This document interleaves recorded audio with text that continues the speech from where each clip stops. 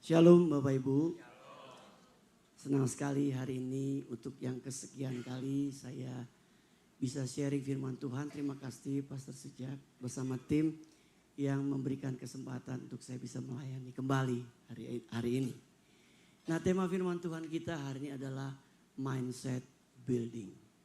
Kita baca ayat yang terkenal Roma 12 ayat yang kedua. Bapak Ibu, kita keluarkan suara kita sama-sama. Kita baca satu ayat ini. 2, 3. Janganlah kamu menjadi serupa dengan dunia ini, tapi berubahlah oleh pembaharuan budimu, sehingga kamu dapat membedakan manakah kehendak Allah, apa yang baik, yang berkenan kepada Allah, dan yang sempurna. Di dalam ayat ini kita menemukan ada kata pembaharuan. Di dalam teks bahasa aslinya diterjemahkan dengan kata renew, renovation, atau reform.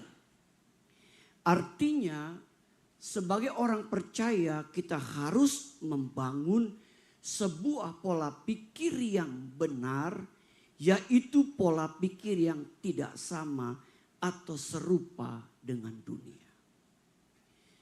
Paulus memberikan satu nasihat kepada jemaat di kota Roma, di mana dia merindukan ada satu pembaharuan pola pikir yang dialami oleh kehidupan jemaat di kota Roma pada waktu itu. Dan pembaharuan pola pikir ini adalah sesuatu yang sangat penting di dalam kehidupan kekristenan kita. Kenapa? Di dalam ayat dikatakan kita bisa membedakan mana kehendak Allah. Apa yang baik dan yang berkenan kepada Allah, bahkan yang sempurna. Luar biasa, ayat ini memberikan satu pengertian kepada kita. Betapa pentingnya kita harus membangun pola pikir yang benar atau pola pikir yang diperbaharui dari hari ke hari. Mengapa kita harus membangun pola pikir yang benar? Minimal ada dua alasan. Pertama, karena manusia telah jatuh ke dalam dosa. Alkitab berkata Roma 3:23, karena semua orang telah berbuat dosa dan telah kehilangan kemuliaan Allah. Dosa merusak kehidupan manusia, termasuk pola pikirnya. Dosa merusak kehidupan manusia, termasuk pola pikir kita. Yang kedua, mengapa harus membangun pola pikir yang benar? Karena pikiran manusia itu dapat disesatkan. Kata orang Sumatera Utara, Korea Utara, dapat disesatkan. 2 Korintus 11 ayat 3 berkata, tetapi aku takut kalau pikiran kamu disesatkan dari kesetiaan kamu yang sejati kepada Kristus. Sama seperti Hawa diperdayakan oleh ular itu dengan kelicikannya. Satu kekhawatiran dari Rasul Paulus kepada jemaat di Korintus. Dia mengatakan, tetapi aku takut kalau pikiran jemaat Korintus itu disesatkan dari kesetiaan mereka yang sejati kepada Kristus. Karena saat itu begitu banyak pengajaran-pengajaran palsu merebak di kehidupan jemaat di kota Korintus. Bapak Ibu Tuhan, pikiran kita dapat disesatkan. Kalau kita lihat contoh sehari-hari, mengapa ada orang berani mati secara radikal? Bapak Ibu. Kalau Bapak Ibu melihat kelompok-kelompok di Indonesia, ada orang berani mati secara radikal. Kenapa? Karena pikirannya sudah disesatkan. Mereka bisa berani mati loh. Sekeluarga bisa berani mati. Itu kenapa? Karena pola pikir mereka sudah disesatkan. Tapi saya percaya hari ini kita semua sedang mengalami terus pembaruan pola pikir kita seperti Kristus. Sekarang bagaimana kita dapat membangun atau mengembangkan pola pikir yang benar? Ada beberapa alasan yang kita akan pelajari. Yang pertama, memiliki tujuan hidup yang jelas. Untuk bisa membangun atau mengembangkan pola pikir yang benar, mau tidak mau kita harus memiliki tujuan hidup yang jelas. Waktu saya sekolah Alkitab di Petamburan, Bapak Ibu. Waktu saya ngambil STH itu singkatan Sarjana Tinggi Hati. Atau diplesetkan sop tahu. Kalau lebih tinggi lagi MTH. Makin tinggi hati atau muntahu. Semuanya lari ke makanan nih Bapak Ibu ya. Nah, waktu saya sekolah kita di Petamburan, saya dapat satu pelajaran tentang teologi ya. Tuhan menciptakan manusia minimal memiliki dua tujuan. Yang pertama, Tuhan ingin dimuliakan oleh ciptaannya yang bernama manusia. Bapak Ibu, begitu banyak ciptaan manusia, ciptaan Tuhan, manusialah yang paling mulia di hadapan Tuhan. Dan Tuhan mau oleh manusia ciptaannya itu dia dimuliakan.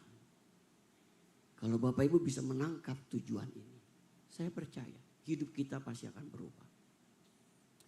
Dimanapun Tuhan tempatkan hidup kita, Bapak Ibu, baik di LA, di Lenteng Agung, kan sama-sama LA Bapak Ibu. Ini LA benaran, di Indonesia, Jakarta ada Lenteng Agung.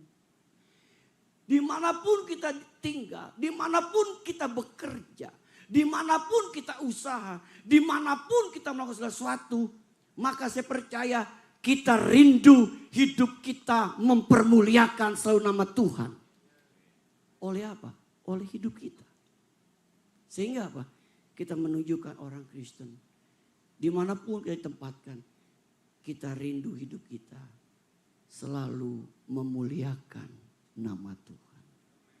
Bukan sebaliknya Bapak Ibu. Satu kali saya diundang khotbah di persekutuan kantor di Jakarta. Setelah khotbah kita ngobrol-ngobrol sebentar dengan salah satu pimpinannya. Dia bilang ini Pak, kadang-kadang kita dilema terima karyawan orang Kristen. Kenapa Pak? Kadang-kadang dilemanya adalah kerjanya tidak memuliakan nama Tuhan. Kerjanya nggak disiplin. Kemudian yang lebih menyedihkan, tidak bisa dipercaya.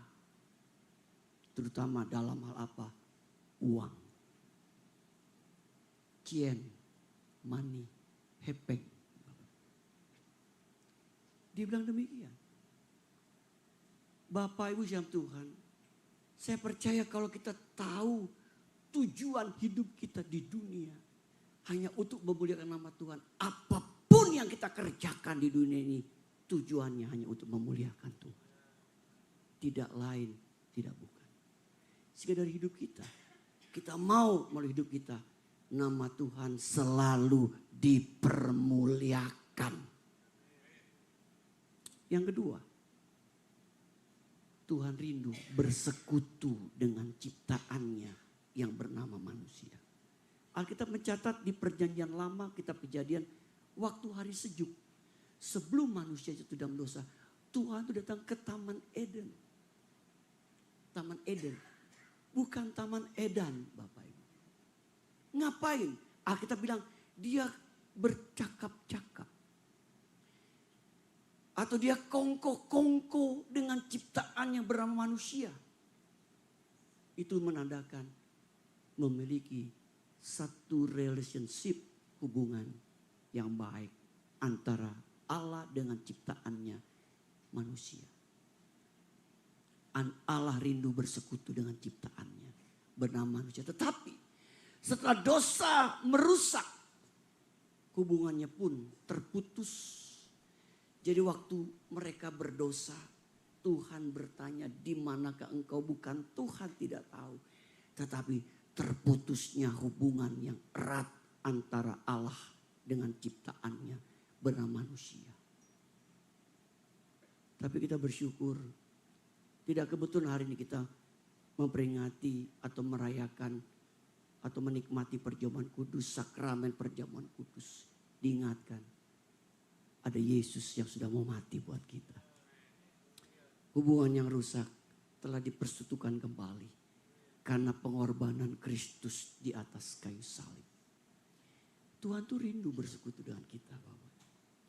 Kalau Bapak Ibu rindu bersekutu dengan Tuhan, Tuhan jauh lebih rindu bersekutu dengan kita, umatnya, ciptaannya.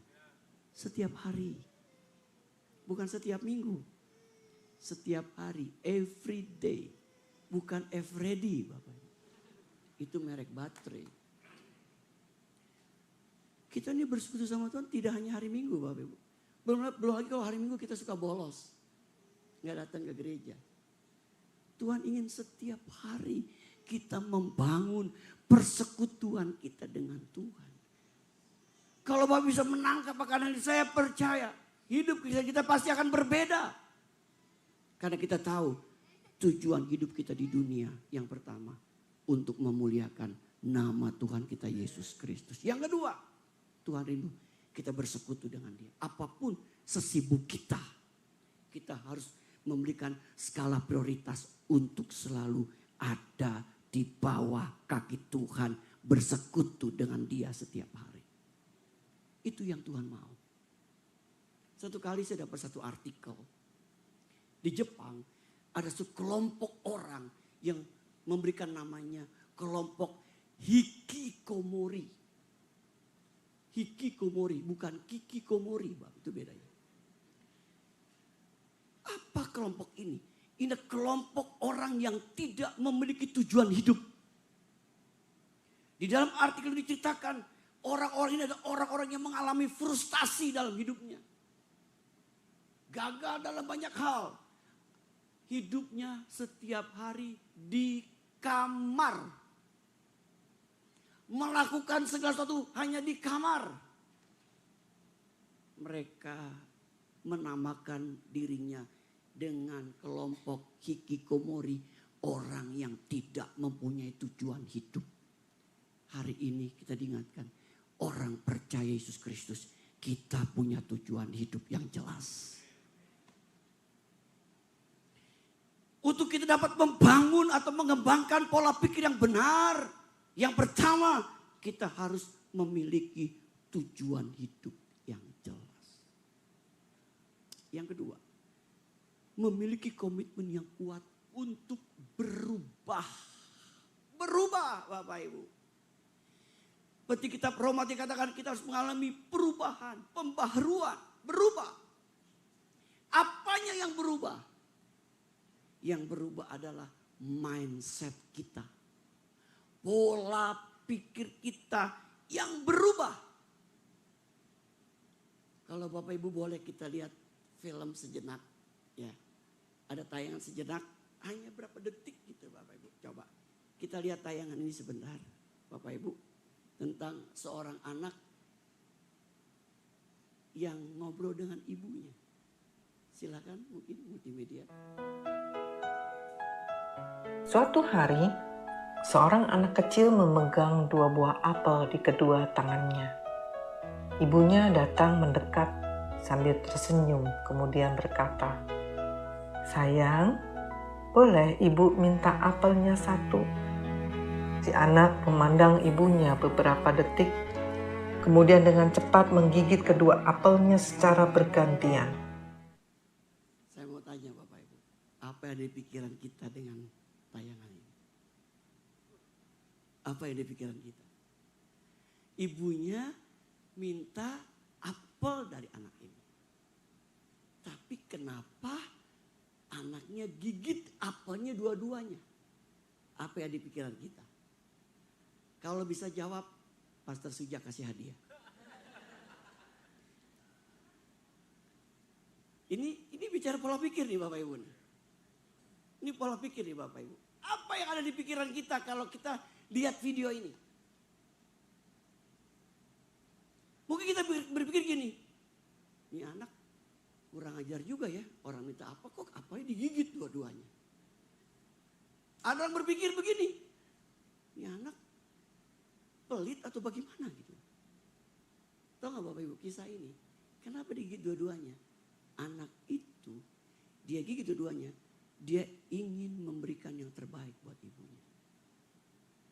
Dia dua apa nih? Dari dua apa nih mana yang paling baik? Itu yang dia mau kasih ke ibunya. Ini bicara tentang apa? Pola pikir. Itu pola pikir. Nah, kembali kepada ayat firman Tuhan tadi kita baca. Betapa luar biasanya Rasul Paulus menulis kepada jemaat di kota Roma. Supaya mereka mengalami pembaharuan pola pikir atas kehidupan mereka. Karena dikatakan, kalau kita mengalami pembaharuan pola pikir, kita bisa mengerti mana kehendak Allah. Apa yang baik, bahkan apa yang sempurna. Luar biasa. Perubahan pola pikir seorang itu akan mempengaruhi kehidupannya. Pelayanannya, apapun yang dikerjakannya. Sehingga kita bisa melihat bagaimana hal-hal yang besar dan ajaib yang Allah bisa kerjakan atas hidup kita selama kita ada di dunia ini. Yang ketiga, bagaimana kita bisa membangun pola pikir atau mengembangkan pola pikir yang benar. Yang ketiga, berani melangkah bersama dengan Tuhan. Meskipun impossible. Tidak mungkin. Bapak Ibu, hati-hati dengan kata-kata yang sering kita ucapkan. Impossible. Tidak mungkin. Kenapa? Kata-kata ini bertentangan dengan firman Allah. Apa kita bilang? Ada yang hafal? Ayatnya pendek, pada jelas Lukas 1:37. Sebab bagi Allah tidak ada yang mustahil. Alkitab yang ngomong loh Bapak Ibu. Waktu Maria kedatangan malaikat Gabriel untuk dia akan mengandung bayi Yesus. Kata Maria, mana mungkin hal itu terjadi? Memang secara akal nggak bisa. Apa kata malaikat? Sebab bagi Allah tidak ada yang mustahil. Bapak Tuhan, kita harus berani terus melangkah bersama dengan Allah meskipun di dalam kehidupan ini kita sering menemukan hal-hal yang tidak mungkin yang kita bisa lakukan. Tapi kita percaya pembaruan pola pikir kita mengajarkan kita bersama dengan Allah segala sesuatu menjadi mungkin. Apa yang tidak mungkin bisa menjadi mungkin. Kenapa? Karena kita punya Allah yang menjadi Allah spesialisasi untuk melakukan hal yang tidak mungkin jadi mungkin. Bapak Ibu, waktu COVID 2020. Bapak Ibu tahu keadaan COVID membuat kita stuck. Bahkan ekonomi pun mengalami kegoncang. Kami ibadah di Jakarta Bapak Ibu. Kita sewa gedung. 1 bulan kita mesti bayar 37 juta sebulan. Pakai gedung sewa Bapak Ibu. Waktu COVID kita nego hanya dikasih diskon 12 juta. Jadi 25 juta. Jadi pakai nggak pakai kita mesti bayar. Karena di MOU-nya kita lupa. Ternyata kata force major-nya itu dirubah sama dia. MOU-nya. Kita nggak gitu. Kita nggak teliti. Pada waktu pertama kali kita bikin ada itu MOU-nya. Jadi kita mesti bayar. Nggak dipakai 25 juta loh. Lagi COVID. Sebulan. Nggak ada pemasukan. Ibadah online dan sebagainya. Mesti bayar. Lalu Saya kumpulkan beberapa pengurus. Kita nggak bisa begini. Ada satu hal yang kita mesti buat. Lalu kita kumpul, kita bilang, Tuhan udah kasih kita ruko 2. Kita mesti pakai ruko ini untuk ibadah. Meskipun saat itu kita menghadapi kendala apa? Kita pernah diresolusi oleh masyarakat. Waktu pertama kali kita mengucap syukur dapat ruko itu 2. Lagi doa nyanyi, tiba-tiba di depan ada 20 orang kumpul. Dan menyatakan stop, di tempat ini tidak boleh ada gereja. Lalu pengurus kami disuruh tanda tangan di atas meterai. Ini tidak boleh ada ibadah. Kenapa? Di tempat ini tidak pernah ada yang namanya gereja. Dia bilang. Bapak Ibu, tapi kita percaya. Meskipun ada tanda tangan kita bawa, Tuhan, apa yang gak mungkin bagi manusia, bagi Tuhan selalu mungkin. Kita bawa tuh Bapak surat pernyataan itu. Tapi kita lakukan bagian kita berdoa dan bekerja. Kita adakan 2 keliling, 2 peperangan. Kita lakukan aksi sosial di tengah masyarakat meskipun dicurigai banyak hal. Kita lakukan bagian kita. Bapak Ibu dikasih Tuhan.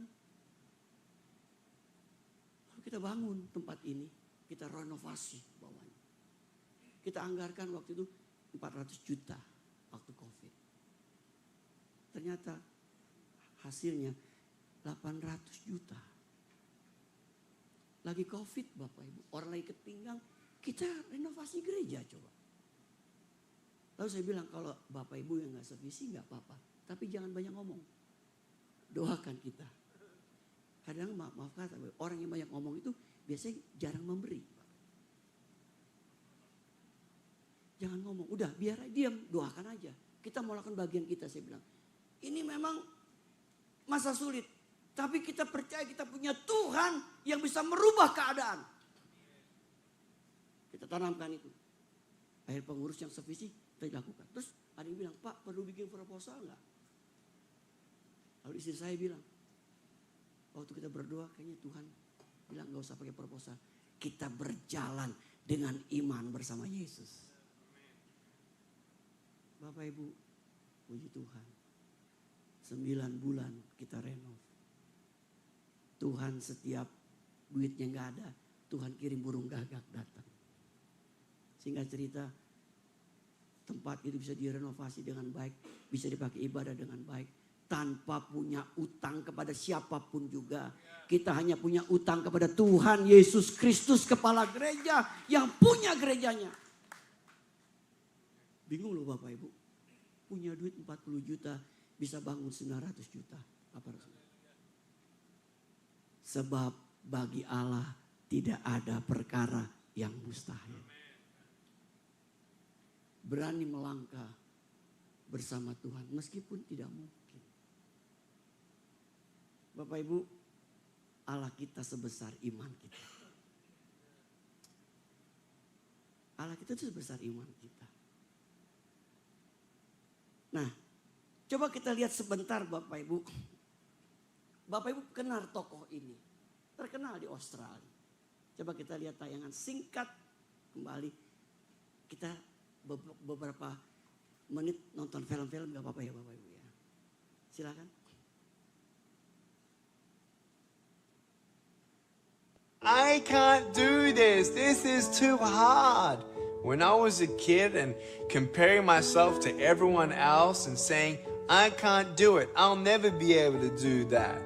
My parents always sat me down and said, look, Nick, yes, there are things that you can't do, but don't say I can't do it. Ask yourself, how can I do it?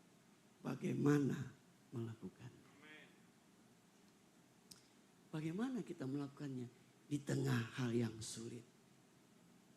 Jangan bilang gak bisa melakukan.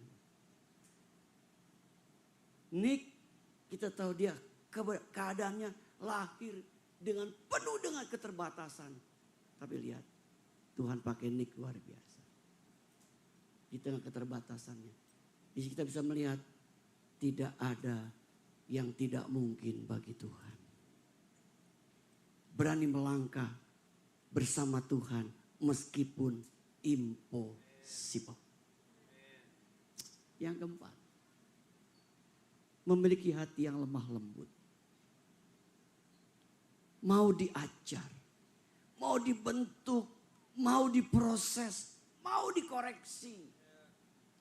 Untuk mengalami pembawaan pola pikir, mau tidak mau kita harus mau diajar oleh Tuhan. Mau dibentuk, mau diproses, mau dikoreksi. Meskipun hal itu seringkali menyakitkan dalam hidup kita. Kita bilang, kenapa begini ya? Kenapa begitu? Kita bertanya. Lalu Ebit Giade berkata, tanyakan pada rumput yang bergoyang. Bapak Ibu di tengah kan demikian. Miliki hati yang lemah lembut. Kita percaya proses Tuhan adalah proses yang terbaik buat hidup kita. Yang penting relakan hati kita. Selalu mau diajar, dibentuk, diproses dan dikoreksi bagi hidup kita. Di dalam pengalaman pelayanan yang saya temukan Bapak Ibu. Semakin banyak kita bertanya-tanya. Semakin kita banyak mengeras hati. Semakin banyak hal yang menyakitkan yang kita alami. Bahkan jangan salah Bapak Ibu. Semakin keras hati. Semakin Tuhan hajar kita lebih keras. Kenapa? Karena Tuhan mengasihi kita. Barang siapa ku kasihi, dia harus ku hajar kata kita. Tuhan berbuat demikian karena dasarnya dia mengasihi kita. Agar kita memiliki hati yang lemah lembut. Supaya kita bisa melihat rencana Allah digenapi melalui kehidupan kita di dunia ini. Yang kelima, yang terakhir.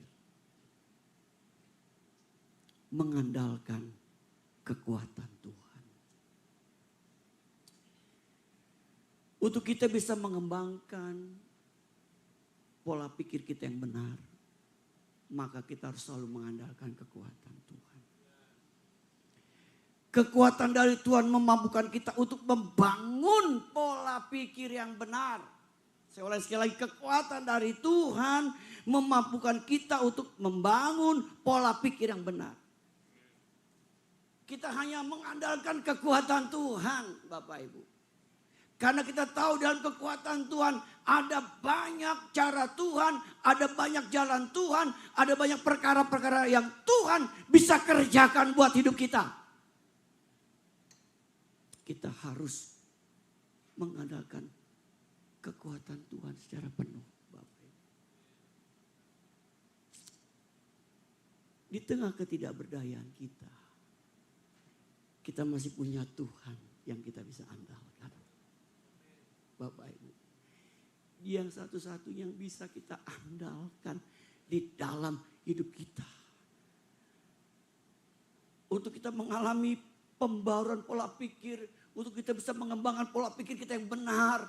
Mau tidak mau kita harus hidup mengandalkan kekuatan dari Tuhan atas hidup kita.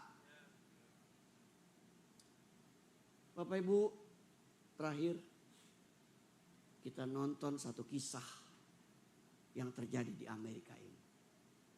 Silakan.